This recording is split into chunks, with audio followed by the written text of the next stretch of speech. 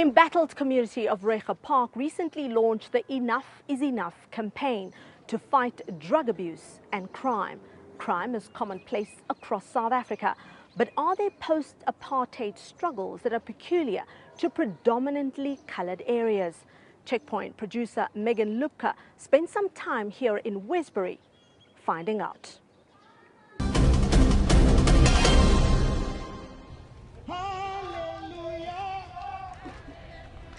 First it was Tagrin Morris. The 4-year-old was dragged to his death after a car hijacking in Reiger Park on the East Rand. His mother's pleased to be allowed to free her son from his car seat where Then just weeks later, Reiger Park was in the news again. The charred body of 3-year-old Kuben van Wyk was found on a mine dump. He had suffered multiple injuries before being set alight. I feel very traumatized. I feel like they could kill my son. He must also die. A suspect known to the community was arrested and is awaiting trial in Boksburg. So what's causing crime and abuse on this scale?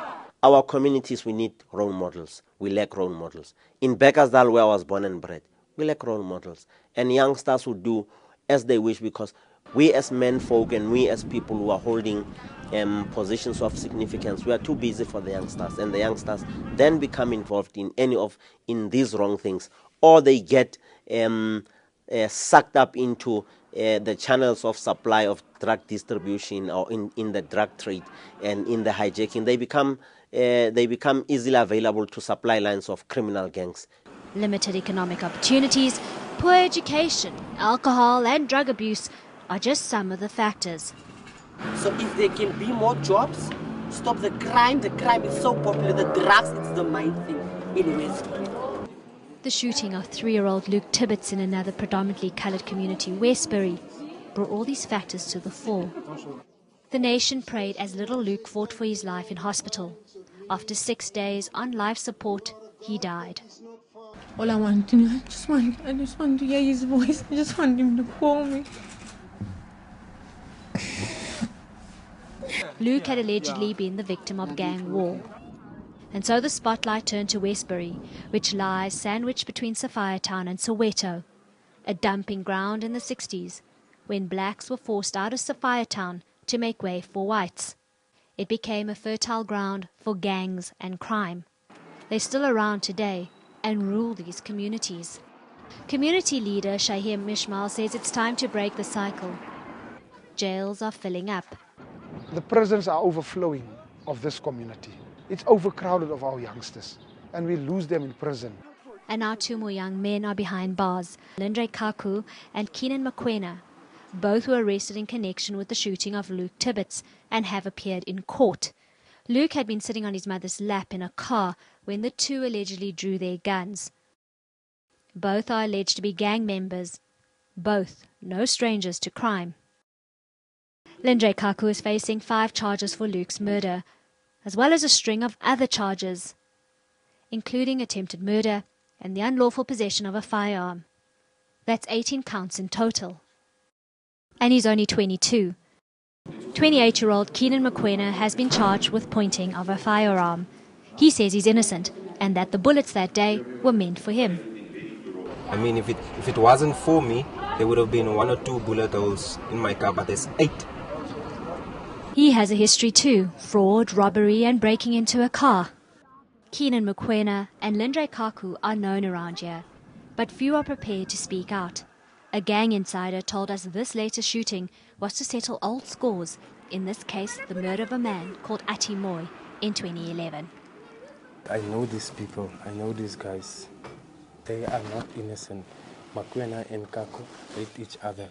But what is the beef between Keenan Mokwena and Lindre Kaku? I think it's about the killing of Ati. Now they want revenge. What he says is in stark contrast to Lindre's mother, Marcel, who remembers her sweet, shy child. He was a very quiet person. He didn't have much friends. The only friends he had was his sister and then the friends in the street, like the neighbors' children. He was a very cool and collective child. Not too dissimilar to what Keenan's aunt Shirley remembers about her nephew. Keenan was 'n baie pragtige seentjie.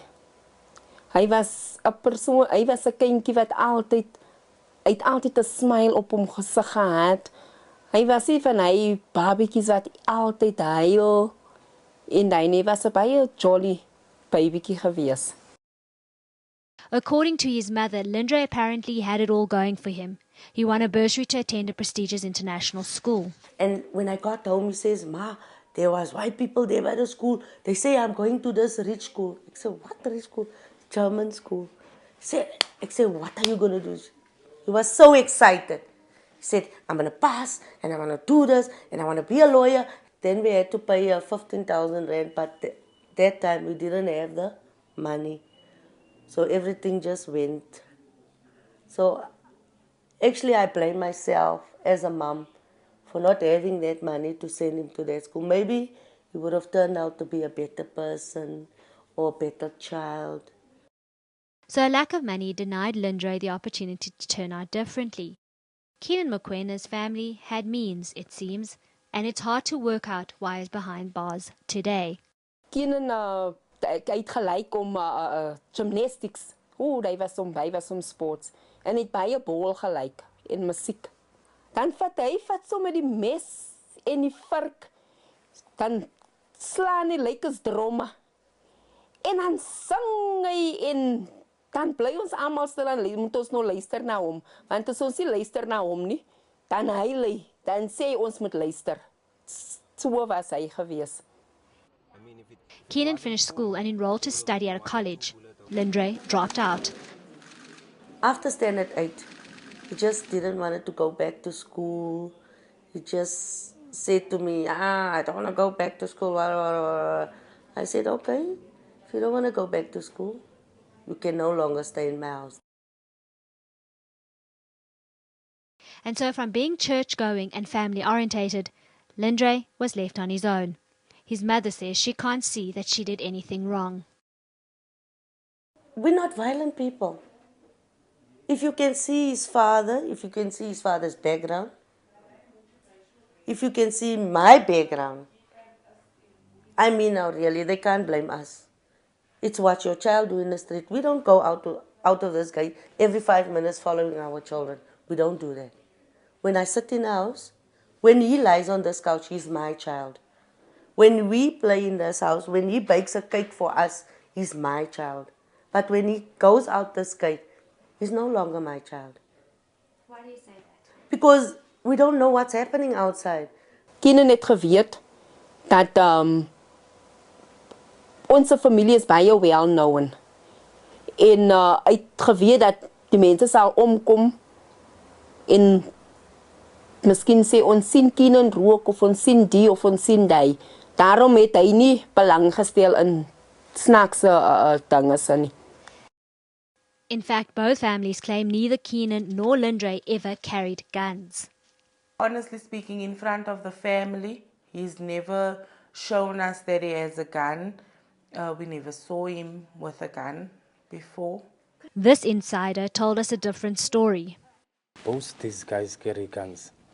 They are never without guns. Both Keenan and Lindre were in steady relationships. He is about to get married, and Lindre is about to have a child with his girlfriend Nikki. If Lindre was a gangster or something, my father wouldn't have allowed me to be with Lindre because my father's a very strict person. And if he knew Lindre did it, he wouldn't even have stood with the family or stuff. He would have been at home and stuff, but he says Lindre is innocent, and that's why he's standing with the family.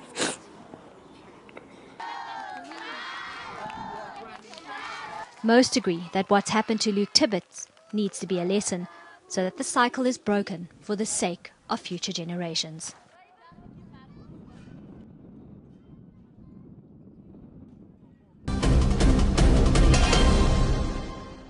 After the break, what are the solutions, and are there any measures in place to change things around?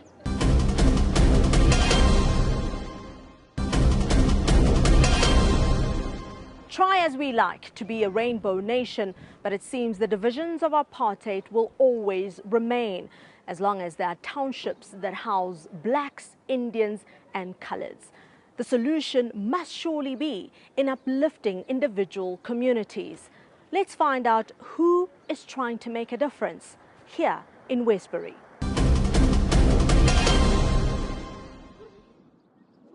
In the heart of Westbury is a hidden gem, a sporting academy that began 6 years ago and that refuses to give up on its goals, to get kids off the street, doing something that gives them purpose. We saw a need for such a development in our community and how to capture the youngsters in one fold and how to keep them together in one fold and also to monitor their developments. Director Shahiem Ishmail says they don't only cater for talent from Westbury, but surrounding suburbs. 8-year-old Tariq Adams from Bosmont has represented South Africa at the World Junior Golf Challenge in Scotland. It went well. I came 39th out of 550 people. And why do you like golf? Because it's a gentleman's game and I just love it. What do you want to say to other young boys? Stop watching TV and come play golf. It's fun. Sadly, not many parents come here to support their kids, but Tariq's dad is never far from his son's side. He's interested in the sport and he wants to. He asked me if I don't want to go. He says, come, let's go and have a round of golf. So that just shows, that he looks up to me to support him in these things. When you come here, you find that all these children are there. The parents are not there. And they kind of send the children to the coach as a parent. And that's not good. Half of the parents I don't know here. I've got kids here for 5 years. I've never met the parents. They rather come and tell me, you are our parents. I don't know the parents. We write letters. We call them to the meetings. When we have the meeting, we only have 10 parents. The very same parents that are committing themselves throughout the year. And this is a problem. The interest of our parents towards our kids, that needs to be completely changed around. It's not funds keeping them away because the centre is free.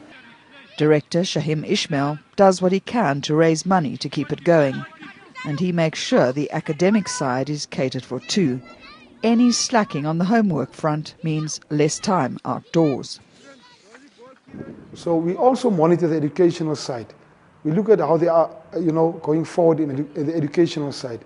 And I can say a lot of our youngsters that are in academy is doing very well at school level. We'll find 1, 2 of them, then we stop them immediately, no more sports, got to focus on the education side. So I think it's working that we've got a structured development. On the walls are Westbury sporting legends like footballer Stephen Pienaar, in demand attacking midfielder Keegan Dolly, and Tyrone Sandoz, who plays for Sao Paulo in Brazil. A big deal needs to be made of heroes and role models, says radio personality Eusebius Makaiser. I do think in the coloured community we've got to talk bluntly about whether we feel too sorry for ourselves, how we're going to deal with self-esteem, lack of role modelling.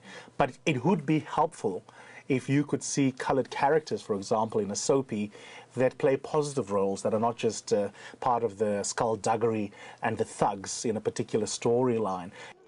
So that the gangster lifestyle isn't perpetuated in coloured communities countrywide. You see a lot of coloured people having a lack of faith in whether they have a stake in this country in terms of the politics. You see a lot of coloured South Africans despondent about their chances of getting a job, and you see a lot of them joining, for example, gangs as an alternative way of feeling like they belong. Shahiem is one of far too few trying to make a difference, trying to give children with dreams a chance to realise them before they end up like Lindre Kaku and Keenan Mokwena. We need people not to give awards to us, but to come and help and build us. Help and build. This is a community with enormous potential. It's a lovely community.